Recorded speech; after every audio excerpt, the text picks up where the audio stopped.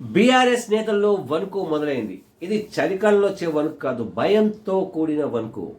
CM Revanth Reddy కాళేశ్వరంతో పాటు ధరణి అట్లాగే ఇతర వివిధ అంశాలపై విచారణకు సిద్ధపడంతోనే బీఆర్ఎస్ నేతల గుండెల్లో రైలు పరిగెడుతున్నాయి.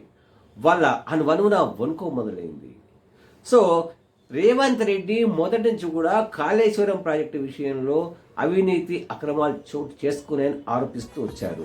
38,000 కోట్ల రూపాయలతో జరగాల్సిన ప్రాజెక్టుకు సుమారు 1,00,000 కోట్లు ఖర్చు పెట్టారు. అక్కడ కూడా నాణ్యత లోపాలు, అంటే నాణ్యత లేదు అని కూడా ఆరోపించడం జరిగింది. సో ఆయన అన్నట్టుగానే మేడిగడ్డ బ్యారేజీ అందులో కేసు కుంగిపోవడం జరిగింది. ఆ తర్వాత అన్నారం ప్రాజెక్టు కూడా అనేక లోపాలు కూడా బయటకు రావడం జరిగింది. సో ఈ రకంగా అనేక ప్రాజెక్టులు అనేక అంశాల్లో కూడా అక్రమాలు చోటు చేసుకున్నాయి. ఈ అంశం సంబంధించే ఇటీవల విజిలెన్స్ అధికారులు భారీ నీటిపారుదల శాఖ కార్యాలన్నింటిలో కూడా దాడులు కూడా చేపట్టడం జరిగింది.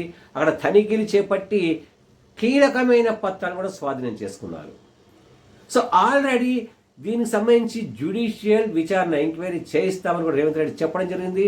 దానికోసం ఒక సిట్టింగ్ జడ్జిని కూడా కేటాయించాలని హైకోర్టు సీజేని కూడా ఆయన కోరడం జరిగింది. కోర్టు లేఖ కూడా రాయడం జరిగింది. సో త్వరలో సిట్టింగ్ జడ్జిని కూడా కేటాయించే అవకాశం ఉంటుంది. సో అంత లోపల కీలకమైన పత్రాలను కూడా సేకరిస్తున్నారు.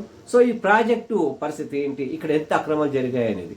సో దాని తర్వాత ధరణిని అడ్డం పెట్టుకొని కొంతమంది కీలక నేతలు వేలాది ఎకరాల ప్రభుత్వ భూమిని ఆక్రమించి తమ సొంతం చేసుకున్నారు అని కూడా మొదటి నుంచి రేవంత్ రెడ్డి ఆరోపిస్తూ రావడం జరిగింది. అధికారం లేనప్పుడు ఆయన అధికారం రావడం జరిగింది కాబట్టి ధరణిపై కూడా పూర్తిస్థాయి విచారణ కోసం ఆయన సిద్ధమయ్యారు.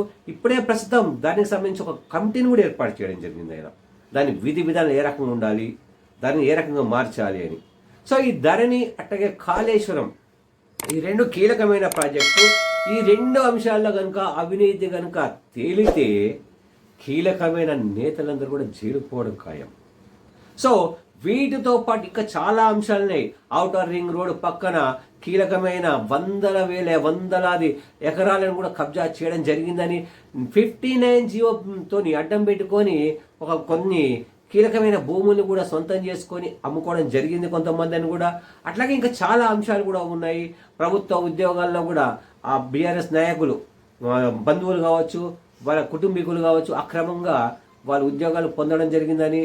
అట్లాగే ఈ ఫార్ములా రేస్ విషయంలో కూడా డబ్బు, అంటే అవసరం లేని పద్ధతిలో కూడా డబ్బుని 100 కోట్ల రూపాయల పైగా కూడా అక్కడ ఇవ్వడం జరిగింది ఆ సంస్థకని కూడా. సో ఈ రకంగా ప్రతి అంశంలో కూడా అవినీతి ఎక్కడెక్కడ చోటు చేసుకుంది అనే దాన్ని రేవంత్ ప్రభుత్వం బయటకు తీస్తుంది. ఎందుకంటే ఓ పక్క బీఆర్ఎస్ అధికారంలోకి వచ్చి కాంగ్రెస్ నెల కాకముందే హామీలు అమలు చేయలేదు, విఫలమైపోయిందని విమర్శలు సంధిస్తున్నారు. కాబట్టి వాళ్ళ నోళ్ళు మూయించాలి అంటే వాళ్ళ అక్రమాలన్నీ బయటికి రావాల్సిందే. కాబట్టి ఆ అక్రమాల చిట్టాను బయటకు తీసుకురావడానికి ప్రయత్నం చేస్తుంది. సో ఈ చిట్టా బయటకు వస్తే తాము ఎక్కడ జైలు పాలవుతామని చాలామంది నేతలు కూడా భయం మొదలైంది. సో మరి ముందు ఏం జరుగుతుందో ఎదురు చూద్దాం.